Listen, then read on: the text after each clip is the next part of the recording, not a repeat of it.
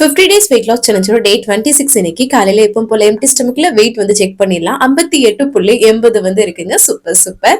அதுக்கப்புறமா empty ஸ்டமக்ல warm water மட்டும் தான் குடிச்சேன்.